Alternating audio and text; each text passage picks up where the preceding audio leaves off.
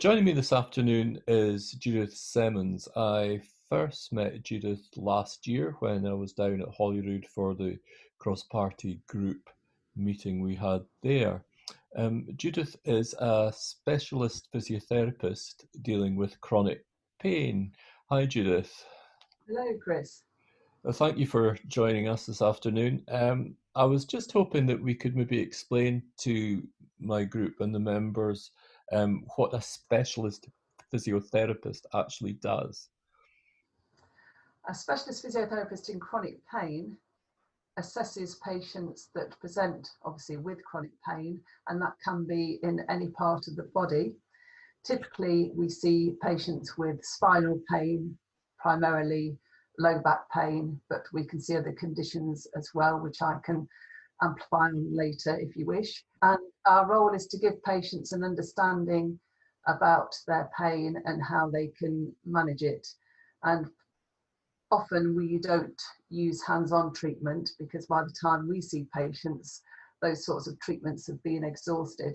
And so it's educating them on strategies that they can use primarily to self-manage it. We may have some access to medications. Some specialist physiotherapists have prescribing rights. I don't have those, but we work in close contact with the consultants. So if we feel that for any reason their medication needs have been missed, maybe that a doctor has misunderstood the consultant's request, then we might flag it up with consultants and get them to review the medication as well. So sometimes we're used as links with other people within the specialist chronic pain team. In our team, it's multidisciplinary, and most chronic pain clinics are. So we have occupational therapists, specialist nurse, clinical psychologists, consultants, and obviously physiotherapists. So again, the physiotherapists may see that on their assessment, a patient would benefit from occupational therapy input or psychological support. So we can refer across as well. Can you treat neuropathic pain as well as maybe pain caused by bone inflammation, things like that? Yeah, a large part of our work is dealing with neuropathic pain, but again, it's giving the patients an understanding that it's not so much curing their pain. Yes, their pain could be helped with certain medications, but it's giving them other strategies to actually help them to manage their pain. And also to promote their functions. So a lot of patients may think because of their neuropathic pain that they can't exercise, and it's making them realise that exercise can actually be through functional activities, and that we're not expecting them to be going to a gym or doing a regime of exercises. Some patients like to have a regime, and that might be appropriate for their condition, but others can be so afraid or struggling so much with their pain that actually it's looking at exercise through function rather than a specific regime. So we try and make our treatments very bespoke to what the patient actually needs, and it's also doing it in conjunction with them. So I may assess a patient and think that they have problems A, B, and C. The patient thinks they have problems X, Y, and Z, and then we need to put the two together and reach an agreement on how to actually help them to manage their symptoms. What we do need to tell the patients, which can be difficult for a patient to accept, is that we can't cure them. We're using strategies to help them manage their pain.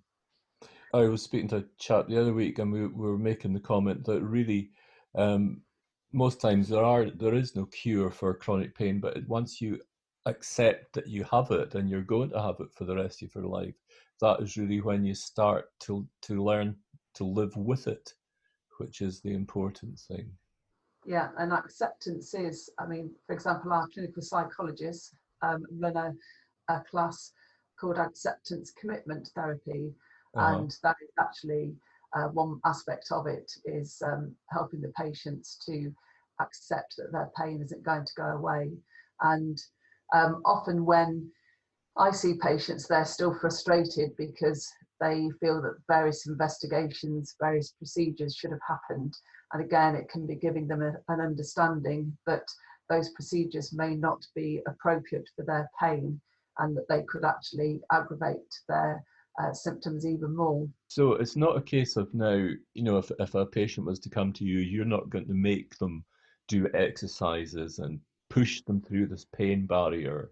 And, you know, I think a lot of patients are used to that old regime where they're made to do things in which they feel hurt them more. But yeah, we definitely don't do that. In fact, patients may come to us and with an expectation that they're going to have exercise. And I can think of situations where the patient has said, oh, I can't do any exercise. The doctor has said it's not good for me. And it's helped them to understand that exercise is function. And I may not even do any exercises on a first appointment. It may just be giving them an understanding and an explanation as to what we can offer, but that it is a two-way agreement. You know, we don't want patients to be passive in their treatment with us. You know, they've got to come on board. And for some patients, it can take them a while to come on board. Mm-hmm. And it may be because they need psychological support in the first place. Yes, which is why, of course, the pain clinics need to be multidisciplinary. Yeah. I know with my own experience of complex regional pain syndrome that, I mean, that, you know, there are times when you're so exhausted, you don't really have the energy to move. But if you don't move, if you just sit in a chair all day, to me, it makes it worse because I feel the connective tissue seizing up. You become like a statue.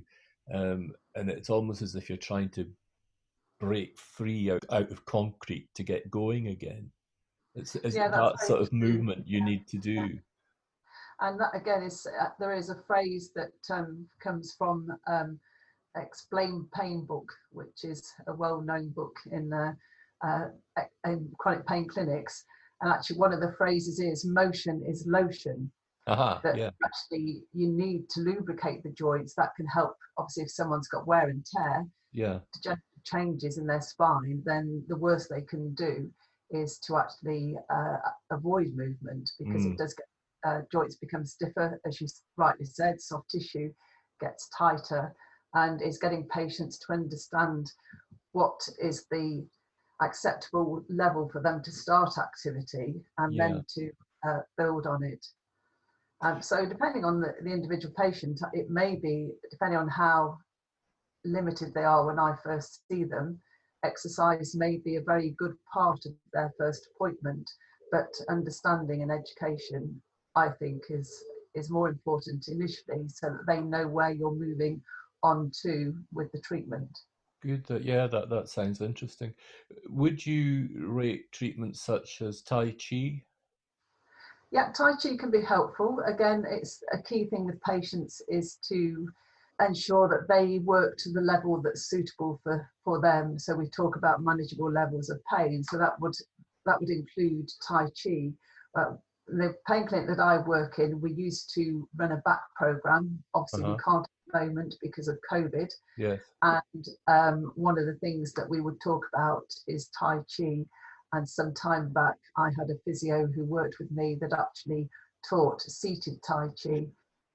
Some patients find it really helpful, and the feedback is that, yes, you know, that was probably one of the most useful parts of their treatment.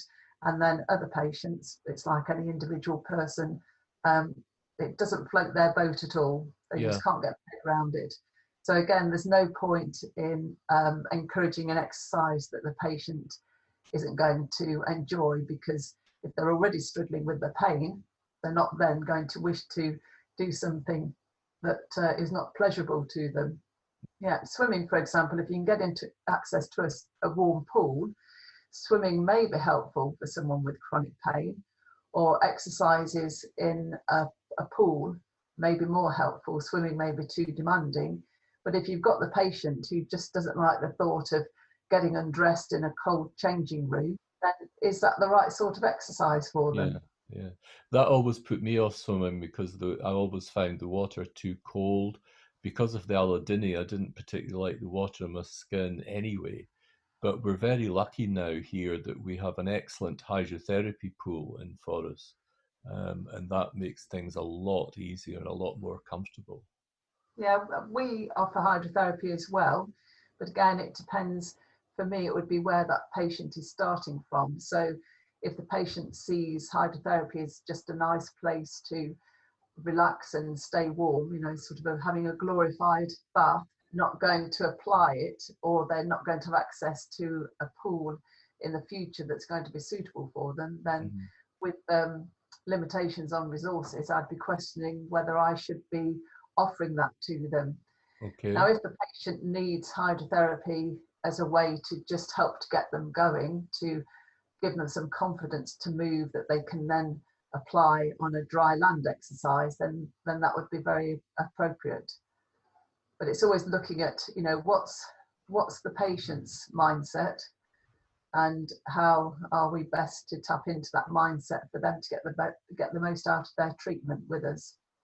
That's very good to hear, because one of the buzzwords of the Scottish government now is the patient-centred approach, and it seems to a lot of us on the outside that it's anything but that in some places, that really the patient just sits there and is told what to do, and it's not very patient-centred at all. We don't get much of an input, but it sounds very much as if you and your team are working as a partnership with your patients.